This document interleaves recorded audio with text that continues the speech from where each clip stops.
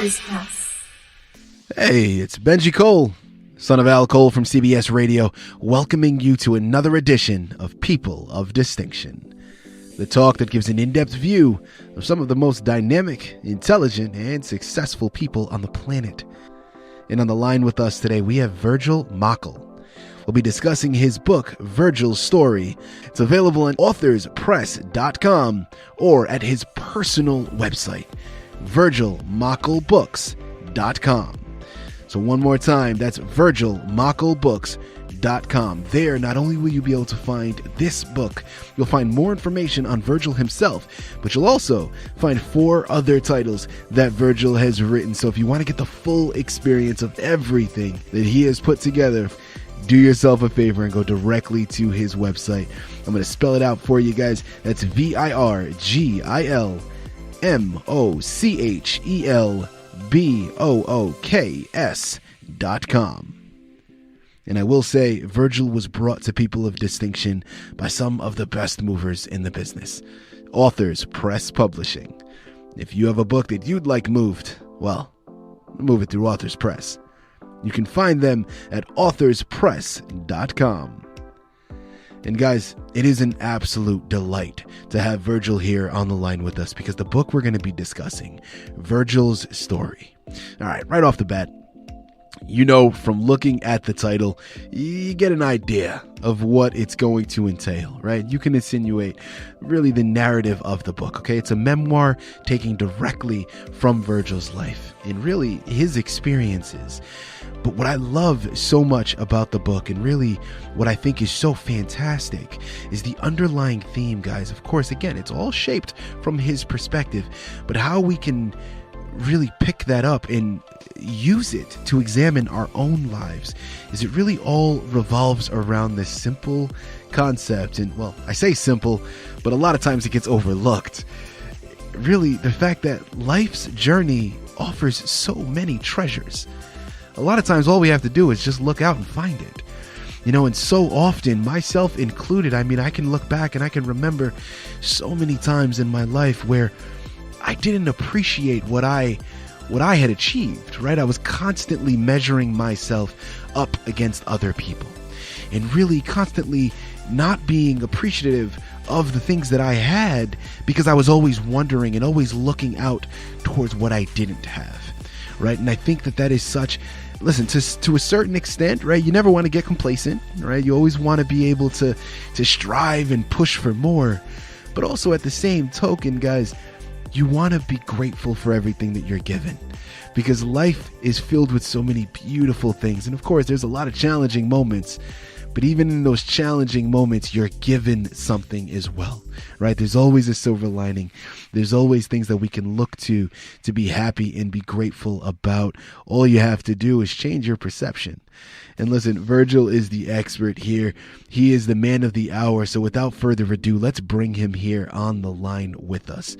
Virgil, first and foremost, thank you so much for being a guest with us today on People of Distinction. How are you? Well, thank you for having me. I really appreciate it. You do an excellent job. Thank you very much, Virgil. I'm really thankful for your time. Absolutely. Well, listen, we are just as thankful and we're looking forward to this just as much, okay? Now, let's not keep the audience waiting any longer. Let's jump right in. Virgil's Story. Tell us a little bit about your book.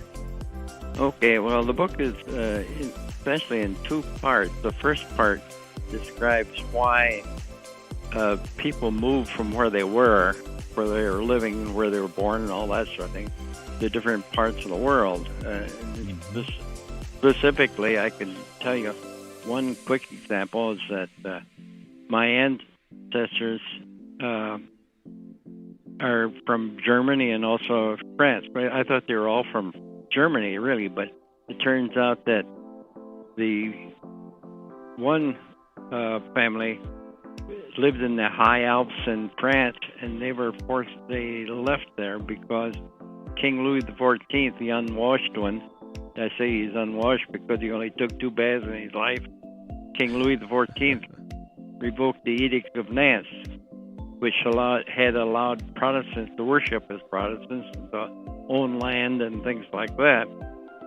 but he revoked that, and so they had to either become Catholic or lose their heads or get on these boats and row for the government. But anyway, so they went up to Germany and then came here from Germany. So that is sort of the first part of the book. And also I had a Catholic priest who was who left England to go to Switzerland to flee for his life when Queen Elizabeth I required the churches to all be the Church of England rather than Catholic Church. So anyway, that's the first part of it. And they came to this country eventually, and then first into Ohio and then into Indiana, a little rural area in Indiana where I grew up. And they developed that land, and I lived on a farm for till I left there, till I graduated. During the Depression, I was born in 1930. During the Depression, we worked on that farm. And also the World War II, which is terrible. We lost 2 brothers in the World War II. That is all in the first part of the book. The second part of the book is when I went away from that little town of Woodland in northern Indiana and went to Purdue and became married. And then my wife and I, the adventures we had for the rest of our lives. And we came to Ohio eventually, and we're still in Ohio now. So that's sort of the synopsis of the book. Virgil, thank you so much for giving us that description, and really, what a fantastic journey, right? And such a great background and a unique perspective that you took by starting off about your ancestors, right? And really how they journeyed to this country and started this long lineage here in the States. I mean, very, very unique approach to that. Now, as we move on, let's go into inspiration. Now, inspiration, of course, as you know, is a multi-part question. So, A, first and foremost, Virgil, what inspired you to write this particular narrative? And B, listen, you've got 5 titles under your belt that you've written. What inspired you to branch out and become a writer? Well, to become a writer, I guess I like to do it. My dad was a writer. Well, he wrote a lot of skits, and I started out writing skits. I've written like a couple hundred skits for our church here in Wadsworth, Ohio. Wow. And humorous skits that people all seem to enjoy. I wrote, produced, and directed all of them, but I also wrote about 20 plays. And I thought, well, this information, it came easy to write these things, and I thought, well, I ought to put this stuff together that I know from parents and grandparents and all that stuff and put it in a book.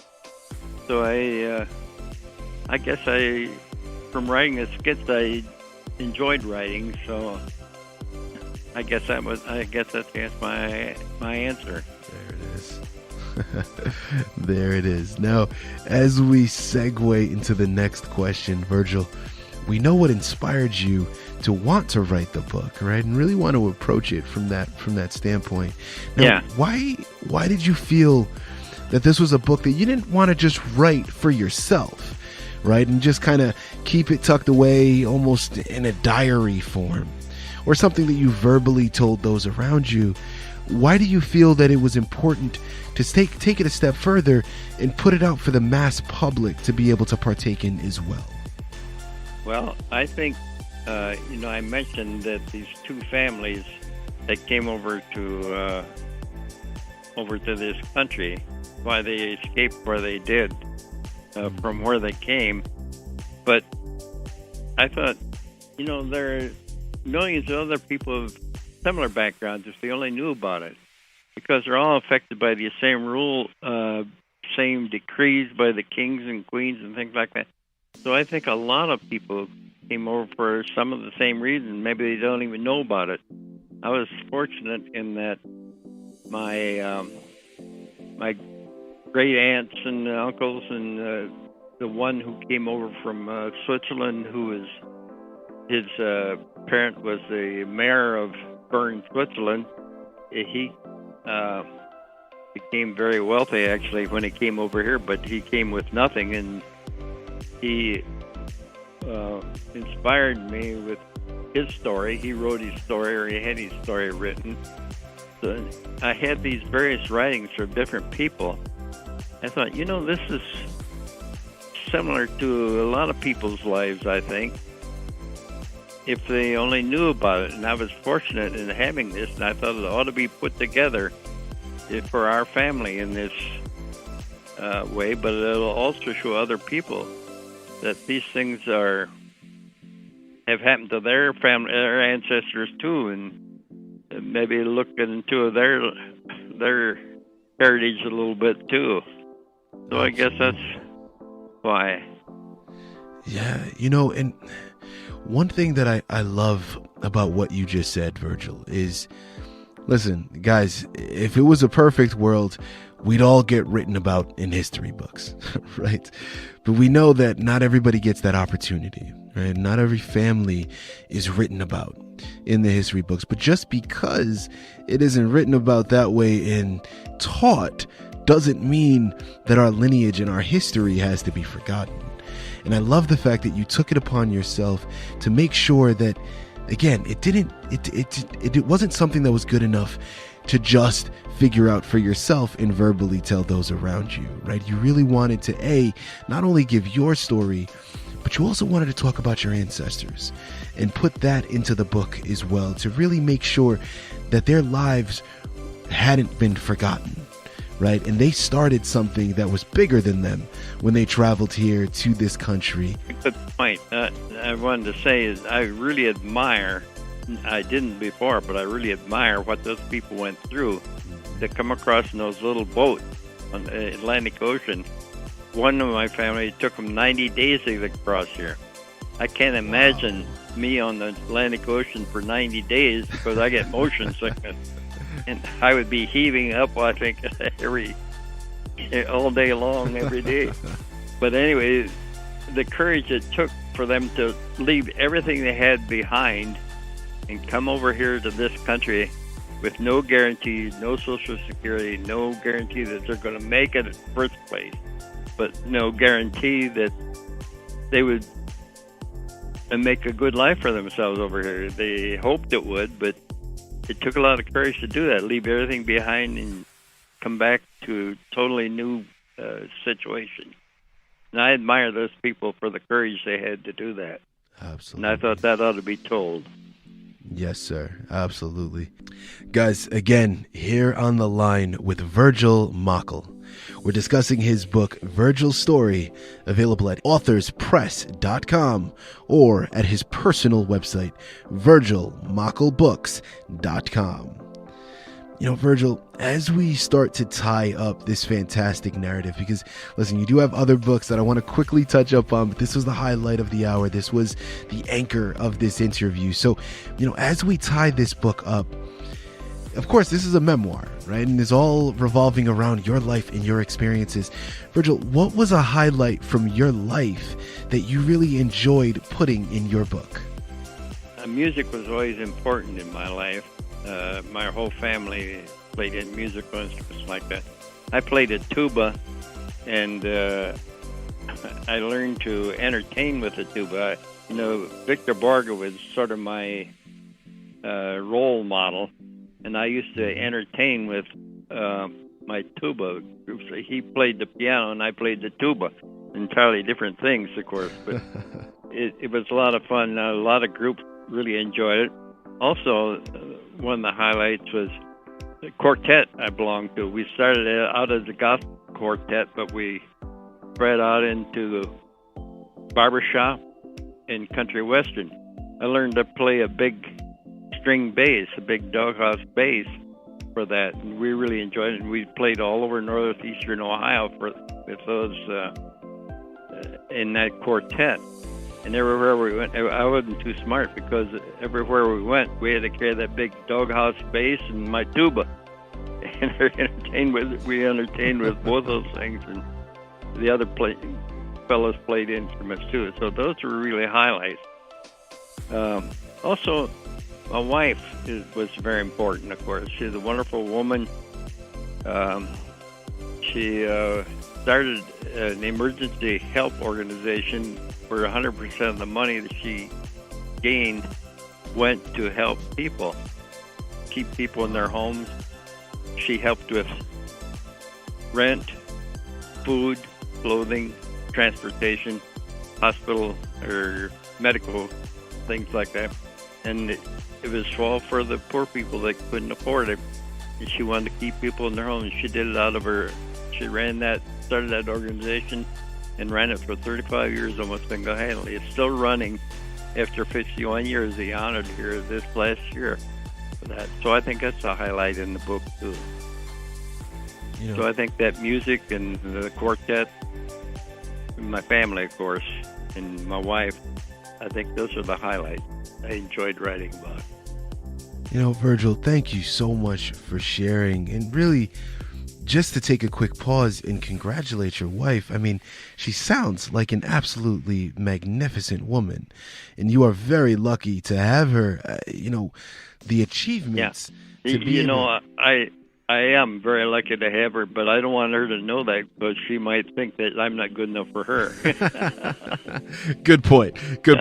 So, Virgil, just when you listen to the airing of this interview, just block out that part. Just fast forward right through that part. Yeah. Yeah. Wonderful stuff. Guys, listen, this has been fantastic, but that's not all, right? That is not all. Virgil, as we've stated, Virgil has 4 other titles that he's written, and I really wanted to stop and at least take a second, not to go into a synopsis of them, but just to talk about all 4 of them, okay? Now, there's 4 other titles. The first one is Buster's Path. The second, A Friendly King. Next is Buster and the Bull. And then lastly, Ginger and the Roosters. Now, Virgil, again, we don't have time to go into a synopsis of each of individual titles that way, but I think that this is such an amazing concept in which you did with all 4 of these books. Please explain to our listening audience, really, why do all 4 of these books hold such significance to you? Well, they are true stories, first of all, of dogs I've had. And these dogs were unusual. They showed unconditional love. That's the only thing I can say. Better than most people do. You give them a kick. Well, I never did, but they always came back and with unconditional love. They if they are treated well, I think dogs will display that, and other animals will too, but especially dogs, I think. But that's essentially what these 4 books are about. They're explaining things that these dogs did that were really, I think, unusual and, just unusual. And I think that people would enjoy reading about these wonderful dogs. What I love about that, Virgil, and I say this time and time again, I think we as human beings, we don't deserve dogs, right? I mean, dogs are such mega animals across the board, as you stated, but dogs in particular, right? They're so loyal and such amazing creatures, and that oftentimes I look at them and their loyalty and their dedication to their owners. It almost, again, it's one of those things where we're not worthy of that type of dedication and that type of love. We strive to become worthy of it, of course, but they're absolutely fantastic. And I love the fact that you wrote these 4 different books, again, available and really great narratives for all ages. but are true stories based upon events that each one of these dogs partook in. And, that in and of itself, I think, is such a fun ride. Guys, one last time, here on the line with Virgil Mochel. We just finished discussing his book, Virgils Story, and then we went into his 4 other titles, all of which are available at authorspress.com or at his personal website, virgilmochelbooks.com. Virgil, this has been an absolute delight. Such a pleasure having you as a guest with us today on People of Distinction. Thank you so much. You do a good job. You're a great guy. Thank you so much. I appreciate it.